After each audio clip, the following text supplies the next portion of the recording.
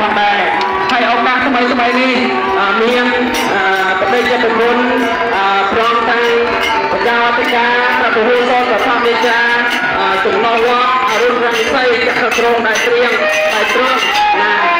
គុំព្រមនឹងគ្រប់ប្រយោជន៍ខេត្តប្រវត្តិយើងក៏មានជាជ្រះថ្លាបានជួបកសលក្នុងកំឡុងតាមមួយបានទៅចុងខាងស្រីបានចំនួនទឹកប្រាក់2លានដុល្លារណាមានចំនួនទឹកប្រាក់2លានដុល្លារសូមគេជូនដល់ប្រតិកម្មគុណនិងពុទ្ធបរិស័ទឲ្យបានជ្រាបក្នុងឱកាសនេះផងដែរហើយឱកាសនេះសោះដែរសូមបីជាមានការអញ្ជើញមករបស់ញាតិញោមពុទ្ធបរិស័ទមានអូឡាឬក៏គុណគ្រូ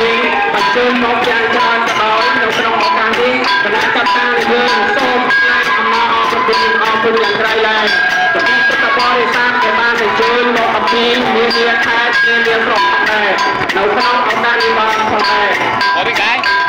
ណាយោសូមអបអរសាទរនៅប្រាថ្នានិមន្តរបស់ព្រះចៅអធិការព្រមទាំងព្រះពហុសតព្រះធម្មយានិងគណៈកម្មការចំណងវត្តស្រានីនៃយើងដែលខំបាននៅពេលវេលាដ៏មានកម្លាំងចូលមករួមផ្សាយនៅក្នុងកំឡុងកម្មវិធីបានចុងអនុសមា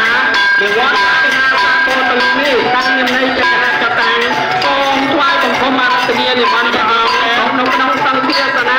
និងគណៈកម្មការពុទ្ធបរិស័ទមានចំណងស្រុកស្រានីទាំងមូលដែលបានចូលមករួមផ្សាយនៅក្នុងកំឡុងកម្មវិធីបានបញ្ចប់អនុសមានៃវត្តអាណាសាគរតលនេះហើយតាំងនិម័យចក្រចតាំងសូមថ្លែងអំណរអរគុណ